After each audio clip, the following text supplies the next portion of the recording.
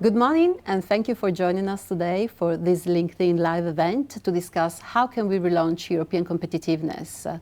We're about to enter a new political cycle with the European elections coming up in June, and what we are seeing is increasingly concern being raised by the business community, which is facing growing geopolitical risks, an economic downturn, trade barriers, heavy regulatory pressures.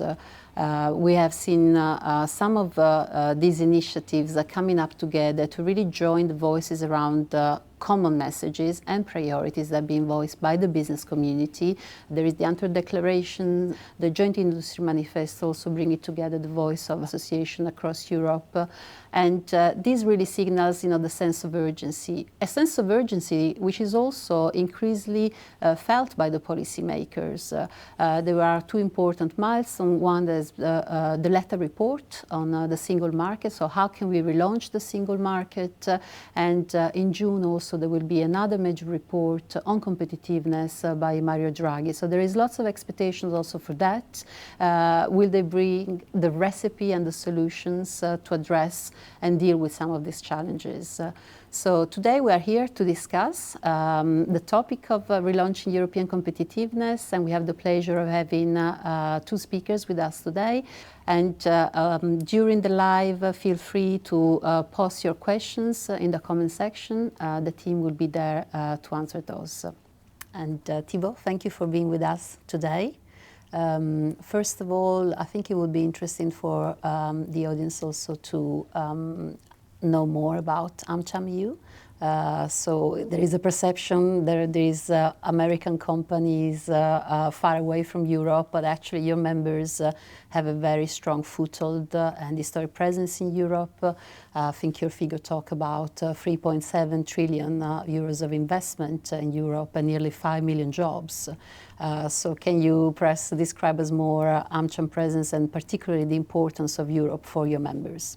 Yes, indeed. AmCham EU represents American companies that are deeply committed in Europe. You've mentioned some of the figures, and that translates into concretely operations on the ground, different projects, different workers, investment in communities. So it's deep, and it also has tested quite a long time. If you look back at some of the companies that have been around for 100 years sometimes, and you see that across sectors of the economy, and often those companies, they've been really key contributors also to innovation across Europe, through time, across technologies, really enabling innovation as well in partnership with a range of European companies as well and communities where they operate in different member states of the EU.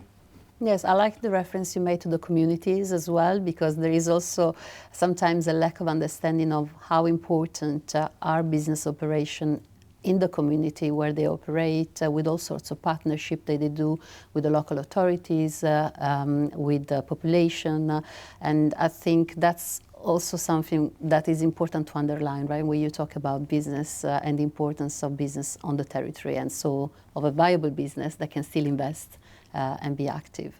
And talking about investment, a few years ago, I believe it was around 2018, you actually produced a very interesting report which was called The Case for Investing in Europe, the business case for investing in Europe. And why did you do that, and what was the purpose of that report?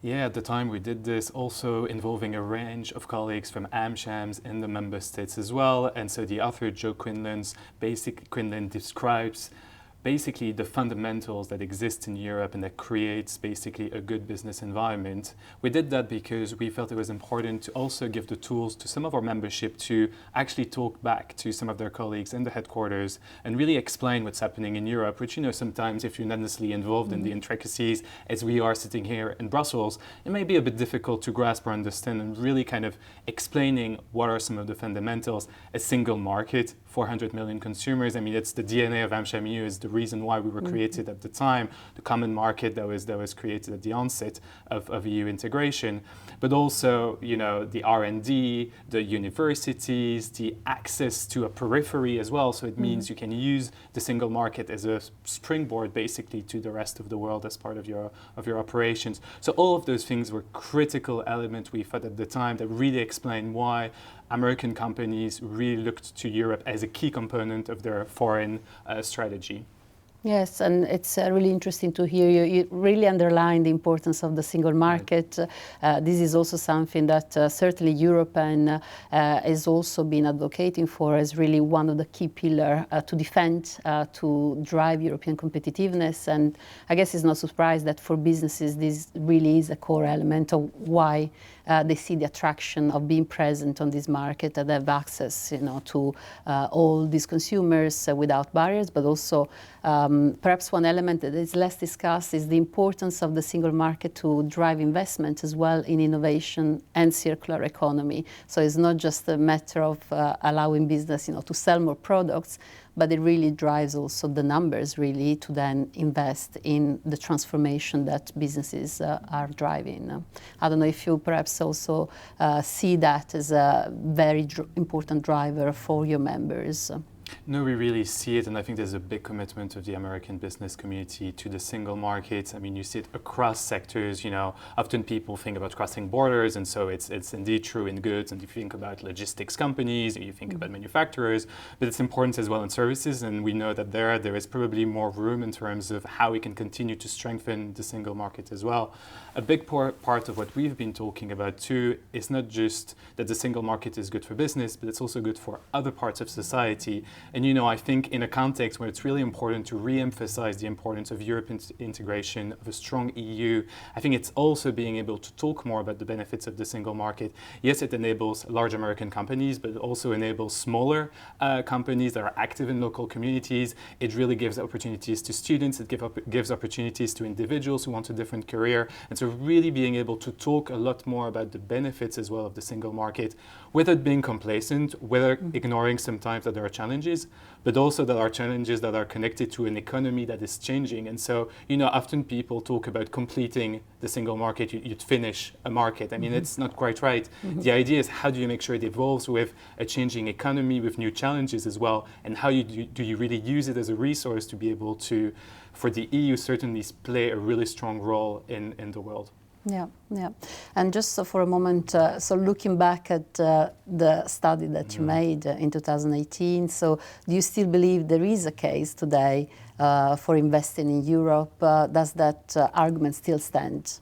I mean, we talk to a lot of business leaders that you can imagine in our membership, and at the moment there's a deep sense of concern. I think there's a commitment of American companies, but there's also the experience on the ground of some of the people that are leading operations here in Europe that do feel concerned because what they see is a difficult external environment. I mean, you look just at the last few years, I mean, I'm not saying anything quite new, but really the tensions, geopolitical, but also the economy, look at energy prices, inflation. If you run a business here, it's true that Europe has been hit pretty hard by some of those external challenges. So that's something that we hear from our membership in terms of, yes, I mean, that's something we need to deal with. And there are different parts of the world where things are happening differently. That's one element. What we're hearing as well is a concern around the volume of legislation. I think very often the companies are fully behind the objectives, they agree, they want to be part of the solution, but also often they need, not often, always, they need to build a business case for it as well. And so what you're hearing from senior business leaders is we're committed, we agree with the objectives, we want to be part of the solution, but we also need to go back to the headquarters and make the case. And we talk about the case for investing in Europe, but it's a very human, individual story. It's at some point an individual who believes in a project, believes in an idea, maybe believes in the location, builds something and goes and needs to convince other people that actually this is the right decision to make for the company. Yeah.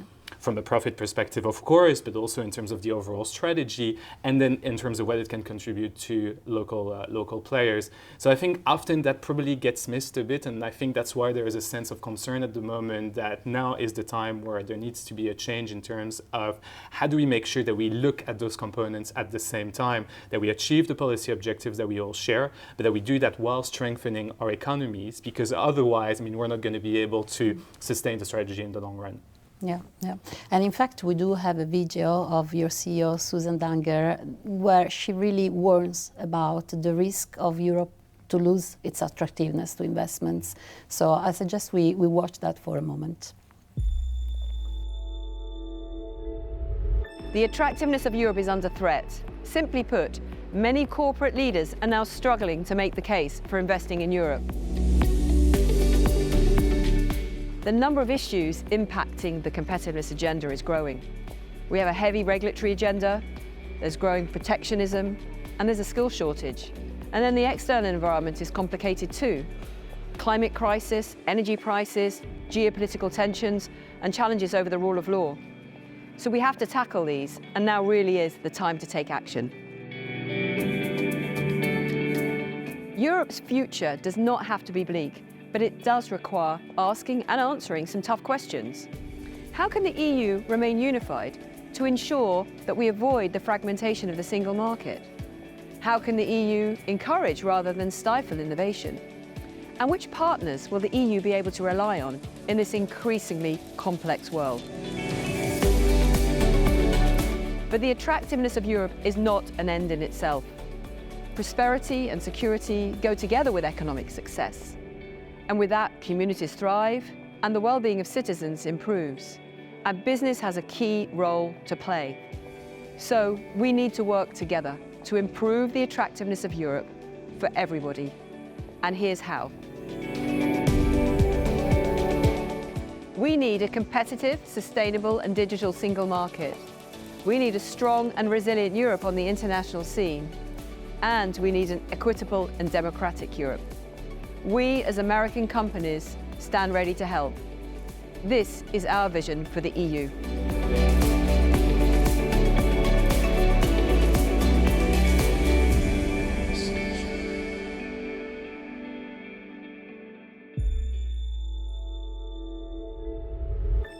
So we heard in the voice of your CEO that indeed there is this very strong and growing concern about attractiveness, and is still Europe a place, where we can continue to look forward to invest. And I know that as AmCham, you are not just, let's say, raising the concern, but you're also trying to offer solution. And you have recently published your Agenda for Action. It would be interesting to hear more about what's in there. What is your recipe to address these challenges?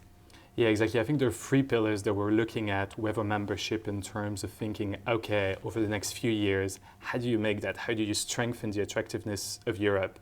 And so we're looking at three pillars. One is the single market, the second one is international, and the third one is equality and democracy. And we believe if you look at those three elements at the same time, you're really able to build a consistent policy proposal. So an agenda that looks at different angles and that really can strengthen basically the industrial base ultimately in Europe and make it easier from a business perspective, whether you're an American company or a European company, you're really then able to make the case even more for this part of the world. So if you're looking at the single market, we've discussed it already, but it's so important. How do you make sure that that's at the top of the agenda and that there is focus?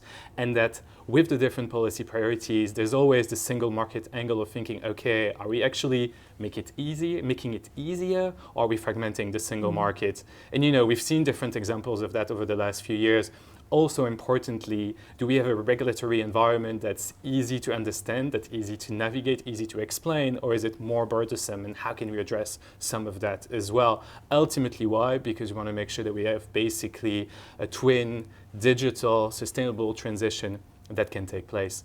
So that's for the first pillar. Second pillar, you're not going to be surprised, from the American Chamber of Commerce to the EU. Of course, we stand for an EU that's open to the rest of the world in a context where people are addressing strategic dependencies as well. It's so critical to continue in the direction where the EU has played a leading role actually in the world when it comes to an open trade agenda, and probably more of that is required. Of course, in partnership with the US for us, because you mentioned some of the figures earlier, the strength of the transatlantic relationship. I mean, it's the largest, the most integrated commercial relationship in the world. And so we really can use that in terms of strengthening the economy on both sides of the Atlantic. And there is plenty of room there to go further in terms of how we make it easier for all companies to trade with each other. But importantly as well, how do you bring other people on board, other partners around the world that share some of the same values as well.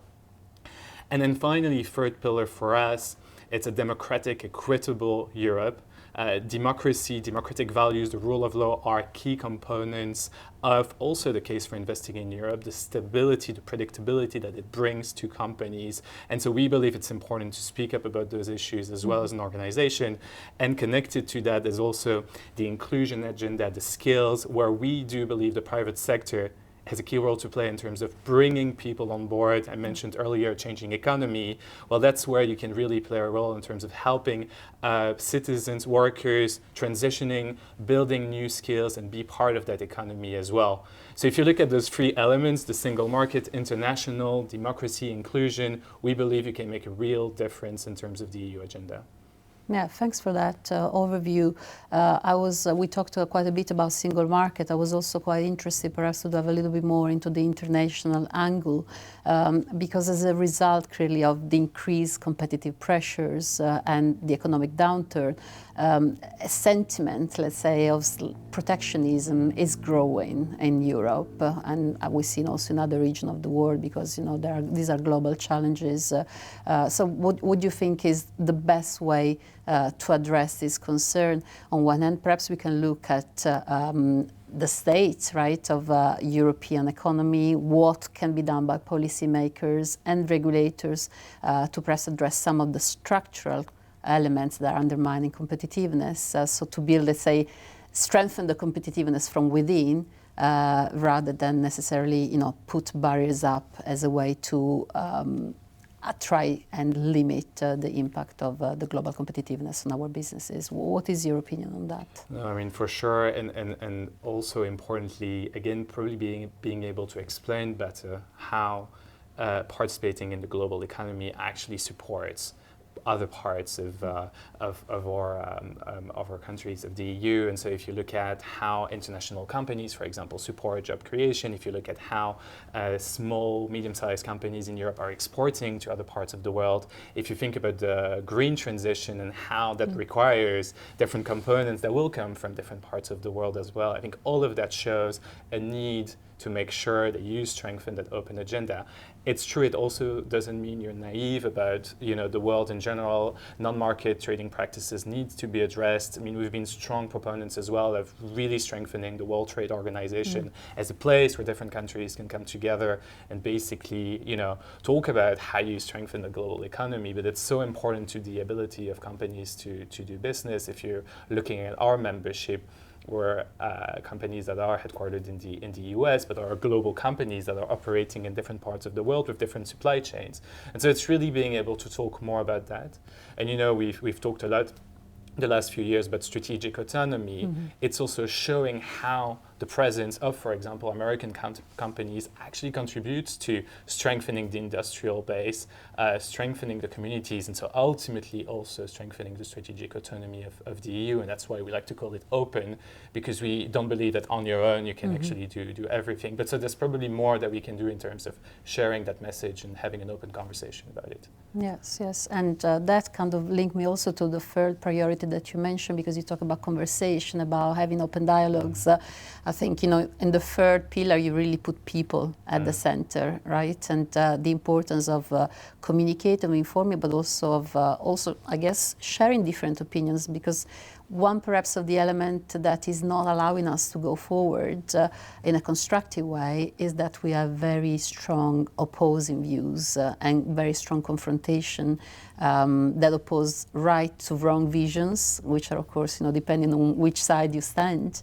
But do you see as well the need perhaps of, trying to overcome this? And, it's not about having same opinions, but even when you come from different perspective, in the end, you have a goal that you all want to achieve, and the goal is common. So how can we kind of jointly move towards that goal rather than thinking there is, a right way to do it or a wrong way to do it? I think part of it is having a debate that is certainly more inclusive of different stakeholder groups. As an organization, we've worked a lot on trade policy that can be quite polarized, to your point about different ways to look at it. But I think just standing on your own, standing your ground, isn't really making any progress really. And so it's creating an environment where people can actually disagree, can share their opinions, and to your point, also probably be transparent about some of the trade-offs. No solution is 100% perfect. No solution makes everybody happy. But being able to present the trade-offs, the different options, the reason why you're pushing for something and what it entails, and do that in a transparent way that's more inclusive, is something that we can do probably a lot more of. And we're probably guilty of some of that, sitting here in Brussels, and talking sometimes quite a lot with people that have a same vision than we have on the world, on some of the policy issues. So yeah, completely agree with your point. Yes, and I would have a last question for you. We have seen, the growing concern from the business community, and very often these are kind of uniting themselves in to join voices. There has been the Amper Declaration, the Joint Industry Manifesto that AmCham has co-signed, European as well. What do you see? Why do you think this is happening? And what do you think is the value of this joint initiative? Can they really drive change, particularly as we're approaching the next policy cycle? I'm an optimist, so I'd like to think that can drive change or have an impact.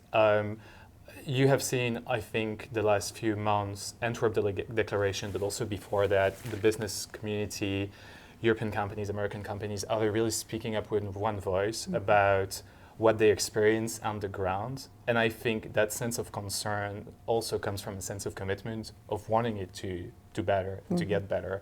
And so I do think we've seen a shift in some of the policy conversation, not everywhere, but we've seen it. We've seen your business leaders starting to bring back the question of competitiveness, of the single market to the forefront of the agenda. So I think from that perspective, that's something that we can probably welcome.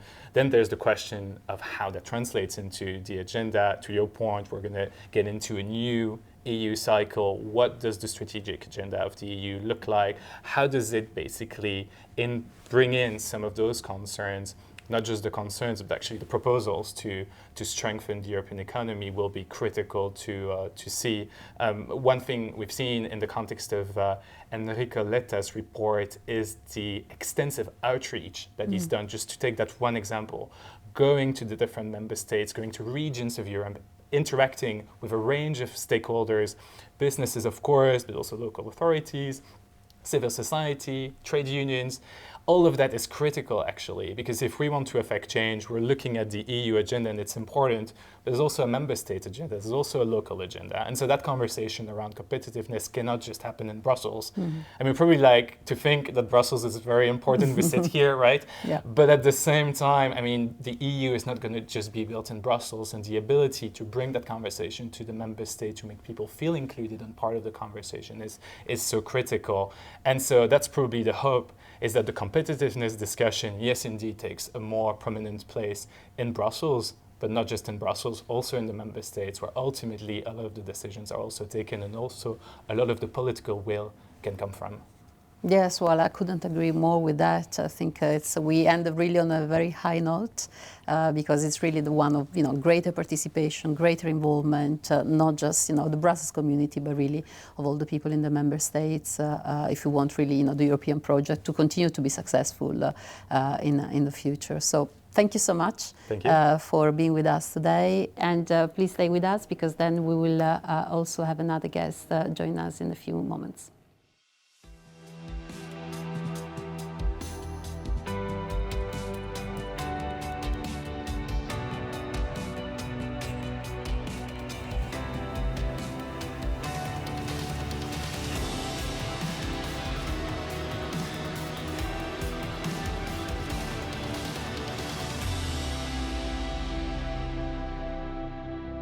So I'm delighted to now introduce you to our second guest, Konstantinos Vanitsas from the Conference Board.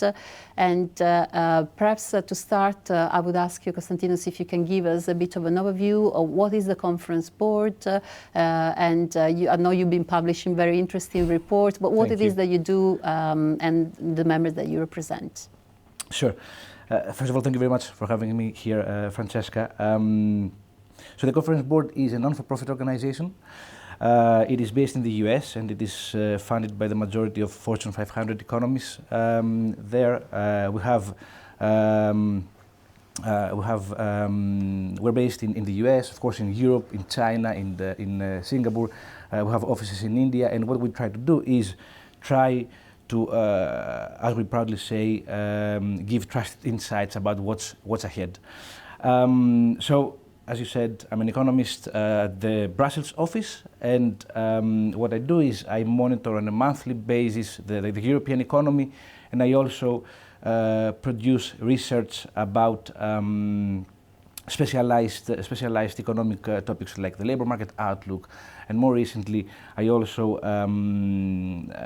direct and I'm responsible for the output of the CEO confidence measure in Europe, which basically tries to gauge the sentiment of European CEOs in the region.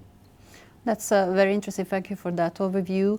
And indeed, looking in your latest confidence report, what I found really striking is that for a second year in a row, the confidence of European CEOs in the European economy is going down. There is a lot of concern, and I believe the biggest concern indeed that they think will impact their organization in 2024 is the economic downturn. And in addition to that, other issues like trade barriers, heavy regulation. Can you tell us a little bit more about that and why there is that sentiment? What explains this? Yeah, absolutely.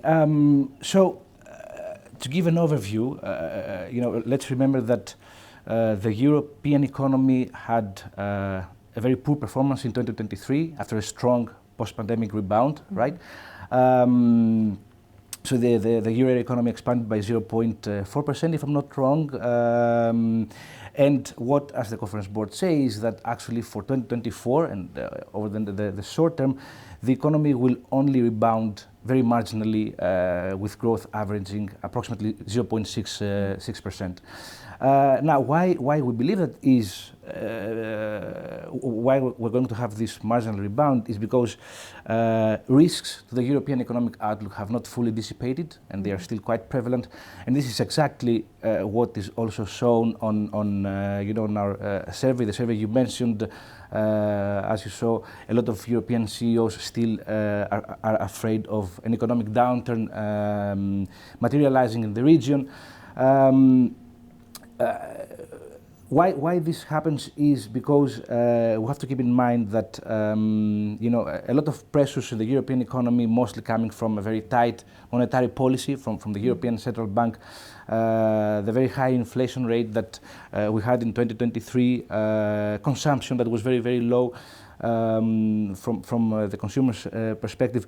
All these things, and of course, with the global economic outlook weak, all these things, what they mean is that the economy over the next year is going to be quite economic conditions will remain a little bit subdued, sort of. But apart from the economic reasons, as CEOs also mentioned, geopolitical risks and high uncertainty will also be key reasons behind the sentiment and the fear about the economic downturn. Most importantly, because we have to keep in mind that there is a war at Europe's doorsteps. The situation in Middle East that would very well deteriorate and could very well contribute to a new spike in energy prices. Also frictions with China that could also increase trade barriers and protectionism. So this mix of issues is reflected on the CEOs, as you said, and they're going to continue to be pressing issues in the short term. Thank you for that very detailed overview. And perhaps a question I had, because these are indeed, many of those are geopolitical risks, so they're not just perhaps common to the EU, but we also see, when we look at the numbers, that year on year, the EU has been losing ground when it comes to foreign direct investment, when it comes to GDP growth, also compared to the US. So what do you think are the main reasons that explain that? Yeah, I think the most important thing is what we see, at least on the numbers, is that a lot of business leaders continue to work and continue to try to grow in Europe under extreme uncertainty. And of course this uncertainty, because of the reasons we explained, what it means is it means less investment, and of course with less investment it means less growth, sorry. At the same time, what we see on our reports is that a lot of issues have to do with regulation and a very strict regulatory framework that is followed in Europe. Just to give you an idea, approximately 2 years ago we had the CEO Confidence Survey that we launched with our partner, the European Roundtable for Industrialists, and what we had found is that a very significant 57%, if I'm not wrong, of CEOs in Europe wanted to move their business away from Europe to the US. And we thought that one of the reasons why this had happened was because back then the US had just launched the IRA Act, right, which provided a much more straightforward regulatory framework for companies and businesses to work and operate in the US, coupled with more incentives, particularly on the green front and so on. This would be for me the two biggest things why we lose ground. Underinvestment on one hand, and as I said, uncertainty, because we European businesses have to operate in other extremely uncertain conditions with a war very close to them. Yeah, yeah, and that's really actually an interesting transition, perhaps to the next question that I was thinking of asking you, because you mentioned it, the incentives also in the US for the green transition. Clearly, the Green Deal has been really the flag, for the current political term, which is about to finish in Europe.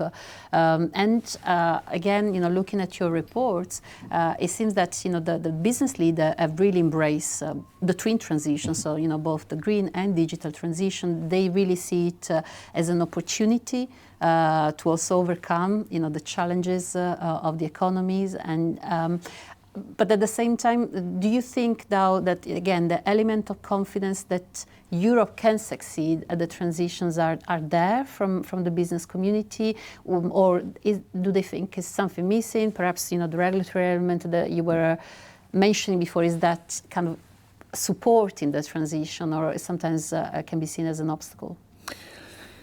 Let me start with the first part of the question, right? And at least what the good news we have here is that, yes, and this is a big yes, European business leaders understand that the answer to revamping European competitiveness is by accelerating efforts for the twin transition, the green and digital transformation, right? Now, why we say that is because, on the green front, on the energy front, a Europe that is less reliant on other countries for its energy needs, and a Europe that is also has transitioned from fossil fuel energy to renewables and green energy, is basically a Europe that can shield itself against future supply energy shocks. And the moment you achieve this, you know that you're going to have fewer production disruptions, fewer inflationary pressures, and your economy basically is shielded against these disruptions, basically not repeating what we saw in 2022 with Russia's war against the Ukraine, right? And the good news is that in one of our reports recently, what we saw is that European CEOs, actually more than any other group in the world, they have ramped up efforts for implementing the green transition and using renewables in their businesses, which is a good news, and it shows that they do concrete steps to that regard. Now, on the digital front, what is important to understand is that the world is becoming more digitalized, right? So European CEOs understand that you need more technology, you need to integrate technology successfully and efficiently into your business strategies, and this will help drive innovation, and this will help eventually have a competitive advantage over your peers. And what we saw in one of our reports is that they seem to be quite open about AI. They seem to be, quite. They expect productivity gains and they expect a cost reduction. So they are quite keen to implement those kind of changes and accelerate efforts also on the digital front. So this is good thing. These are the good part, the first part of the question. Now the second part though is that whether Europe has the right conditions, right, to implement successfully the twin transition, and this is where in one of our research we saw some of Europe's biggest CEOs raising alarming bells, because when we ask them if they think Europe has the capability to and the right tools to implement successfully the green transition, the majority of them said that actually the continent misses a sufficient number of people to implement this, to successfully implement the green transition. They don't have the financial means, they don't have the regulatory framework and coherent regulations in order to to implement fast and efficiently these changes. And I think this is what is the most important thing is, although you see that both policymakers and business leaders, this is very high on their agenda, and they expect a lot, and they expect the green transition to actually help Europe regain its lost competitiveness. There is a lot that needs to be done in terms of creating the right conditions to achieve this objective. Yes, so the goals are common, they're not put into question, everybody is moving in the same direction, but the question is how do we get there, right? Exactly. It's very interesting to note that, again, if I cite the panel of CEOs that we ask, they seem to be quite optimistic that over the next 3 to 5 years, policymakers will take strong actions to both strengthen, for example, digital infrastructure, or to strengthen initiatives for the green transition. So you see that there is common ground between business leaders and policymakers. The problem is, as we said, that yes. And especially we need, I guess, the solutions cannot be delayed any further. So this is one of the reasons, I guess, what we're seeing, these growing voices from the business communities that are coming up and, jointly asking for the same things. One key ask clearly is, for example, the single market, having the right conditions in place, as you were saying. And, there has been lately, finally, a little bit more discussion around the importance, again, of, ensuring these common conditions for business to operate in Europe, which is, one of the biggest strengths that Europe has. And in your analysis and discussions with the CEOs, what comes out from that? Do they have enough confidence for the EU to answer these questions from the business community? And how do you, consider, or perhaps yourself, these initiatives, will they help making a difference? Is there ground there to move from, the ideas and the goodwills to the facts? Yeah, as I said, so on the first part of the question, it seems that CEOs across Europe, they want to be optimistic, and they are optimistic, and they have good faith that actions will accelerate in the future, and again that the green transition will be implemented. However, they are also they want to make sure that policymakers at the high level they create the right conditions and the right foundations to achieve this objective. As far as I am concerned, I tend to be a person that has an optimistic mindset, right? I think that Europe will eventually turn the table, and